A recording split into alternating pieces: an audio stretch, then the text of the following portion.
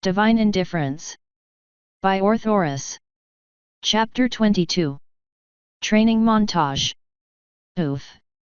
Atlas groaned, falling flat on his back from the balcony. A little bit less high up would have been nice, but thank you anyway, he muttered as he gingerly got back up. Next time I'll just do it myself. Father, there you are! Luna exclaimed. You took so long to get back, I was beginning to worry. Fret not, dear Luna, for I hath returned safely, Atlas said while bowing in the direction the voice had come from. You two look beautiful by the way. I know, right? This is amazing. Luna said, fanning her newly acquired wings. And now I'm bigger than you. Luna and Celestia had indeed undergone the transformation into alicorns. Aside from the obvious boost in magic power and the wings, they had also grown quite a bit. Celestia seemed to finally be the size she was in the show, towering over Atlas by a good amount. Luna was a head shorter than her sister, yet still bigger than Atlas. Their manes and tails hadn't changed into their ethereal states yet, but Atlas had no idea how that worked anyway, so he didn't pay it too much mind. Luna seemed totally stoked about her new form, continuously inspecting herself and trying to move her new wings around. Celestia on the other hand was a tad more on the edge about this whole thing. In contrast to Luna's very vocal joy, she was quietly analyzing her new body with a neutral expression. Guess I'll have to look up from now on when I'm talking to you two, Atlas chuckled. You both look amazing by the way. Thanks, Celestia muttered while still examining her wings. So now that we're super cool alicorns, what's next? Luna asked, expectantly looking at Atlas. Now, Atlas shot a contemplative look towards Celestia. I think it's time for some long overdue answers. Celestia slowly looked up and towards Atlas, her curiosity piqued. Atlas shooed them into their living room and had them sit down on the couch, himself taking up the space across from them, just like they did on their last family meeting. All right, so, Atlas began, watching his daughters still fidgeting with their wings. Luna, you haven't been around for that last part, but I promised Celestia some answers once we were back. You already know a lot of what I'm about to tell you, but there should be some new things as well. Which brings me to my first point. Yes, Luna already knows quite a bit more than you do, Celestia, Atlas interjected as Celestia opened her mouth. She helped me out with a project that sort of required her to know some things. First and foremost, I am immortal. You're immortal? Celestia asked, astonished. Like we are now. I can confirm, I saw, Luna commented, shuddering slightly. Not in the same way you two are, but yes, I am an immortal as well, Atlas answered. If the prospect of immortality frightens you, I am sorry, I know how that feels. But at the same time, I'm happy, because my eternity just got a little less lonely. Oh, Celestia said, thinking about the implications. Since we're on the topic of truth, there are two more that are like us, but to be honest I have no clue where either of them are currently. I'll be sure to properly introduce them should we ever meet them in an appropriate setting, Atlas continued on. I'd love to meet them someday, Luna said, stretching her left wing and tickling Celestia with it. Second, and this should be news to you too, Luna, I know things about the future of Equestria, Atlas admitted. There's a bright future in store for this country, and I've been working to make that future happen, even if it meant that I had to sacrifice a few things. You know the future? Celestia asked with a cocked eyebrow. That sounds a bit hard to believe. I know this might sound a bit far-fetched, but my knowledge has so far proven to be spot on, Atlas rebutted. If you need proof, just look at yourself, he added with a smirk. Myself? Celestia asked, looking down at her newly acquired body. What do you mean? You two becoming alicorns is quite an important step for the future of Equestria, even if it doesn't seem like it right now, Atlas replied. After all, you are supposed to be the ones that defeat discord and lead Equestria into an age of peace and prosperity. We're supposed to lead? Luna asked confused. But they don't even know who we are. My knowledge of the future is rather vague regarding a lot of things, but my best guess is that after Discord is defeated, the ponies will look towards you as their saviors and practically demand you to lead them. If you knew about us being so important to the future, Celestia started, a tinge of fear sneaking into her eyes. Did you only take us with you, because of that? Atlas' smile vanished immediately upon hearing the question. No. Definitely not, Atlas said. While I will not deny that I was searching all over Equestria for the two of you after Discord's rise to power, I didn't just take you in because of what I know. When I finally found you, I was extremely surprised to find out that my first and oldest friend in this world was actually your mother. I believed I could maybe take on the role of an uncle or something, and help to guide you towards your destiny from the sidelines, but alas, it wasn't meant to be. I couldn't just leave you after that, so I decided to take you with me, Atlas continued. I love both of you from the bottom of my heart, and as far as I'm concerned, you two are my daughters. And you'll always be my father. Luna exclaimed, jumping over the small table separating them and hugging Atlas. Gah, stop. Atlas laughed. Your feathers are tickling my nose. Celestia looked at the two rolling around on the ground with somewhat jealous eyes. All this time she'd been shutting herself away in her own little world, never really moving on. She refused to see Atlas as anything else other than her benefactor, while Luna effortlessly forgot about their real parents and didn't even seem to care at all, accepting Atlas as family. Her wings slowly stretched out, the feeling weirdly alien to her, even if the limbs belonged to her. She took a good long look at herself, bigger and stronger than she was before. Maybe, just maybe, it was time to change. It was time to take a step forward, away from the past that shackled her. So then, if we're supposed to be the ones that defeat Discord, Celestia said, bringing Atlas and Luna's antics to a stop. What are we supposed to do next? She asked with determination. Atlas playfully shoved Luna off himself and slowly got back up into a proper seating position while clearing his throat. I'd say our first order of business should be to get you two accustomed to your new bodies. That seems like a necessary step, yes, Celestia said calmly while Luna returned to her seat next to her. So, Atlas said with a smile. Who wants to figure out how these beautiful wings of yours work? That's it. Keep going. Atlas said, looking up from the open book before him. Keep your wing beats steady. Luna was hovering a few feet above the ground, her face contorted from concentration and effort while Celestia sat next to Atlas watching attentively. They had procured a few old books on the magical theory behind Pegasi flight which they used in an attempt to figure out how it actually worked. Having a real Pegasus teach them would obviously have been the best course of action, but the existence of alicorns was supposed to be a secret. So for now they just had to make do with what they had. Now, if you want to go higher, you'll have to either channel more mana through your wings or just put some more effort into these flaps, Atlas repeated what they already studied. Or a combination of both.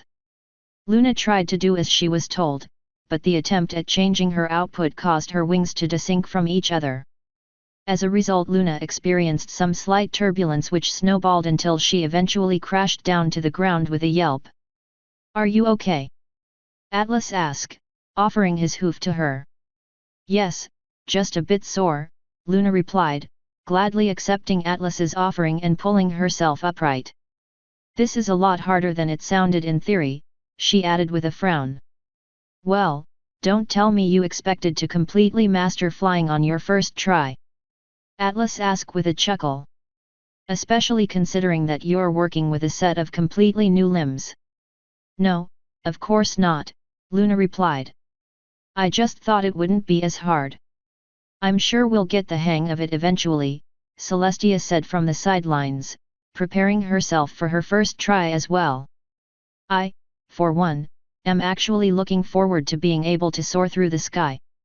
And you should be, Atlas nodded. I'm sure flying is an amazing experience. Celestia should be big enough to give you a ride, you know."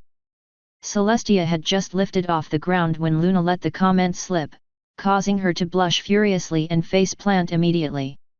"Luna!" Celestia called from the ground, much to Luna's enjoyment. Atlas simply shook his head with a smile. "We've got a long way to go.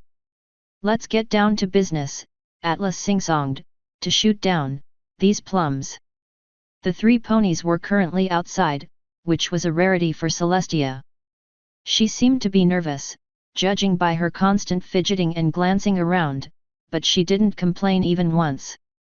In order to gauge their new magical abilities, Atlas proposed a simple target practice outside using low-level offensive spells. Luckily for them, a flock of plums had made their nests in the trees close to their caves, which provided them with perfect moving targets. As a side effect, every score provided them with some tasty fruit as a reward. "All right, whoever shoots down the most in 5 minutes gets to avoid cleaning duty for a whole week," Atlas said, fully intent on participating as well. "Ready, set, go." On his command, Celestia and Luna started shooting their spells towards the roosting plums, who started taking off on multicolored bat wings as soon as the first few fell. Both Luna and Celestia seemed to have trouble adjusting to their newfound powers and missed more often than not. Atlas smirked, since everything was going according to plan. True to his expectations, Atlas won easily by a huge margin. After the 5 minutes were over, he had shot down more than the sisters combined and then some. "Well, looks like I won't have to do any cleaning," Atlas said, happily biting into a plum after he had plucked its wings. "See you back at the cave." "Hey, wait a moment," Celestia said, suddenly realizing what just happened. "That's so unfair," she called after Atlas. Alas, she was already too late, since Atlas was making a mad dash for the cave, cackling like a madman all the way. "All right, now plant the seeds and bury them completely," Atlas explained, reading from a book on agriculture. One of their main caves had been transformed into a greenhouse, which was currently filled with pots of varying shapes and sizes, which in return were filled with regular earth. They had to experiment with the powers they should have received from their earth pony magic, and there was no better way than to do what earth ponies did best, gardening. Of course Atlas already told them about their healing powers, but since this was a lot more difficult to master, they decided to start small. Right now, none of the pots had any plants growing out of them, but hopefully that would soon change. In an attempt to make an effective comparison, Atlas participated as well. The cave had been split into 3 equal parts, and all of them were currently planting an equal amount of seeds into their respective pots. If everything went as planned, they should see some results in a few days, which was more likely going to show faster on Celestia and Luna's test groups. After Atlas was done, he was content on simply watching the sisters going about their task. Luna seemed to be pretty gung-ho about the whole thing, almost carelessly planting herb seeds. She fluttered from pot to pot in an attempt to get some flying practice in on the side, flitting all over the place. Celestia on the other hand was acting with almost surgical precision. Every seed was carefully planted in the exact center of its pot, or sometimes in neat rows of equal numbers. They were taking their whole training serious, which warmed Atlas' heart to the core. They were working hard just to help him out with his selfish requests. And although progress was slow, they were growing more proficient in using their new gift with every passing day. Atlas descended the stairs from the living room to the main cave. The sisters had just gone to bed after an activity-filled day that left them exhausted.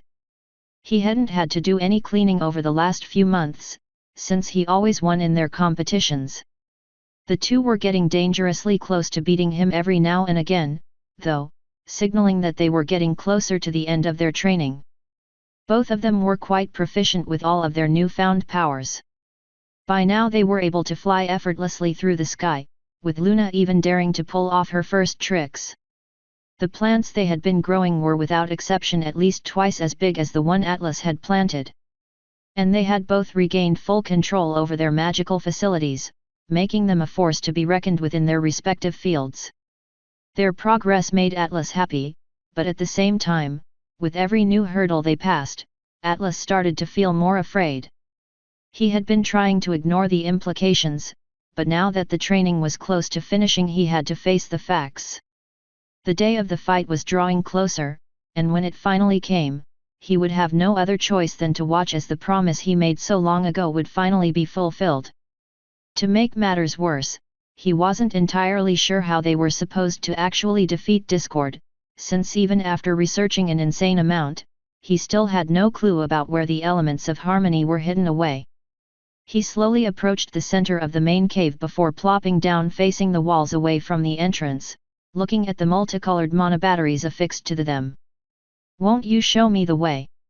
Atlas asked the empty rooms, hoping against hope that his friends would somehow be able to give him a hint.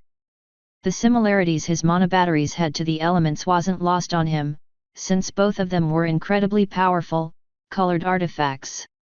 Yet, last time he checked, his batteries didn't have any kind of chaos-purging harmony-restoring properties. They were just simple mana storages after all. Even though that was the case, it was looking more and more like he needed to shoehorn together some kind of plan utilizing them instead of the elements. If all else failed, they could just use a superpowered petrification spell.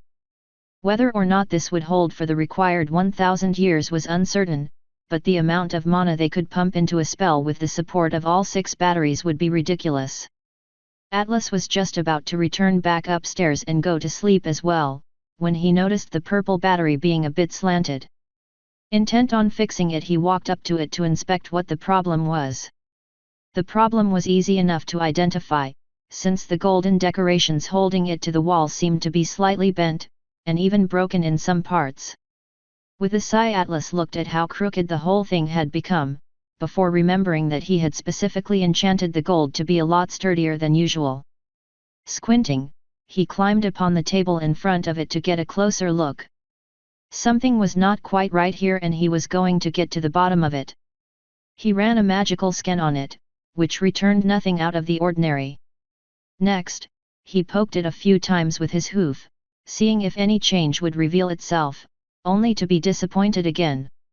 Without taking his eyes off the battery, he disconnected the nearby red battery from its hold and floated it over, levitating it next to the purple one. "Is it?" Atlas' eyes went wide. "Is it getting bigger?" It was barely noticeable, but the purple battery was indeed slightly bigger than the red one, which didn't make any sense at all.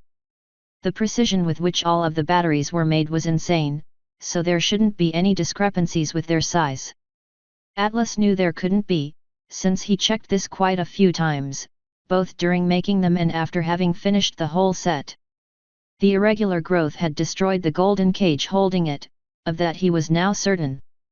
He'd have to run a few experiments to find out what was happening, lest he risked any of them destabilizing before he could do anything about it. That would be a disaster in more ways than one. Author's note: I've also noticed that there was some confusion about just who Atlas met in the last chapter, and you are all wrong. It was Ugandan Knuckles. Credit shall be given as soon as I find out what Nging's Fanfic handle is, you twat. Once again, thanks to my editors Azriel and Alcatraz, as well as my proofreaders Kilobytes and Soren Mercer. Today's chapter was brought to you by this song. Come join us in the Discord channel. Lonk. Or the official Divine Entertainment Group. Divine Universe. Support me on Patreon. End author's note.